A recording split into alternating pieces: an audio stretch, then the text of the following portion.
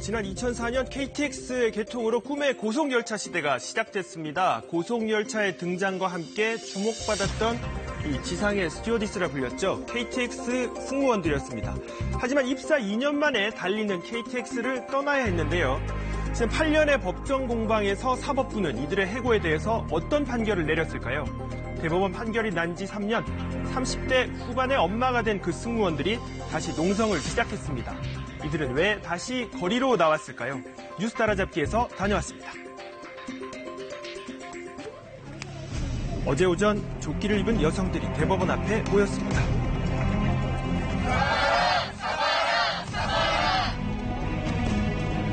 바로 KTX 해고 승무원들입니다.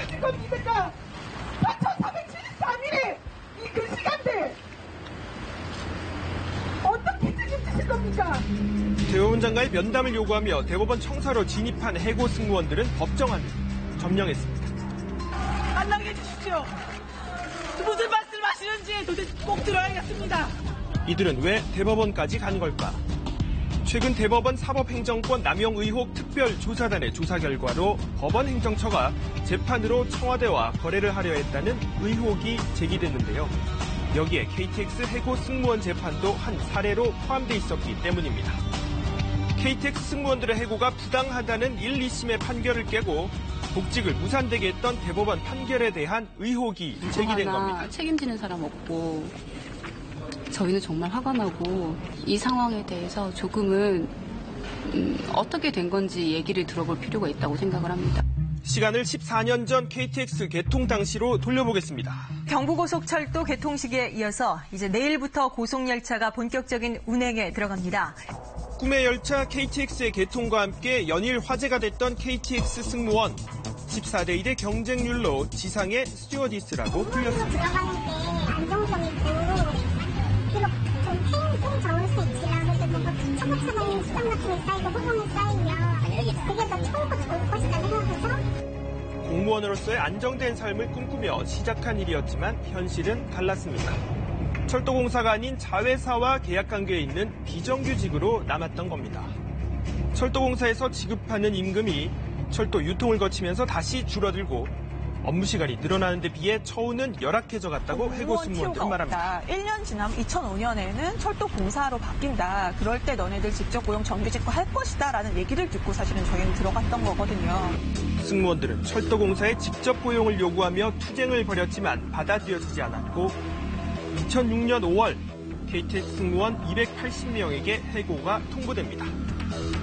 하루아침에 거리로 내몰린 승무원들은 싸움을 시작했습니다. 첨탑에 올라가고 쇠줄로 묶고 천막을 쳤습니다. 2008년부터는 사법부의 문도 두드렸습니다. 2010년에 1심과 2011년에 2심은 승무원들의 손을 들어줬습니다.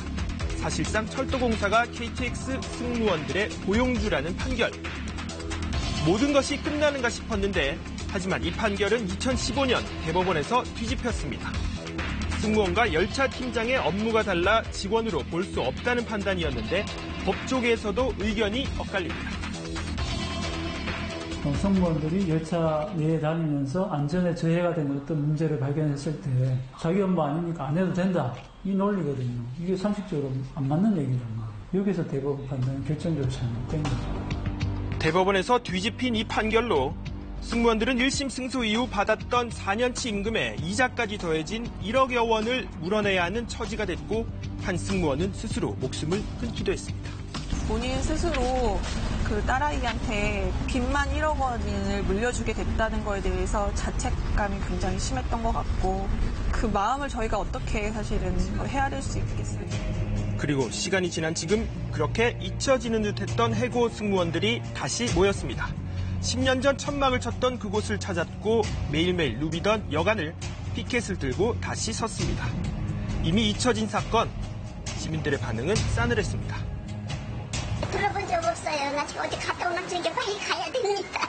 그거는 모르고 여기 월급 제대로 채용해달라는 거 아니야. 하지만 오랜만에 다시 선 해고 승무원들의 감회는 남다릅니다. 슬프기도 하고 뭔가 서운하기도 하고 뭔가 한마디로 설명하기가 좀 어려운 것 같아요. 그동안 울컥하는 마음에 제대로 탈 수도 없었던 KTX였습니다.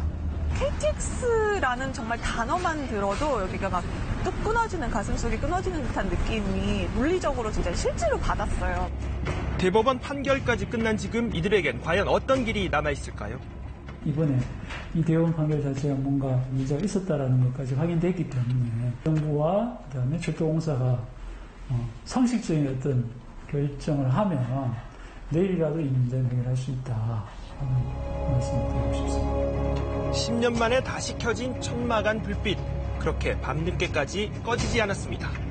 주부로서 엄마로서의 생활을 뒤로하고 천막으로 다시 나온 KTX 해고 승무원들. 엄마가 다시 KTX로 돌아가서 엄마는 다시 승무원으로 일했으면 좋겠다고 말은 지금까지 그러면 해주고 있습니다.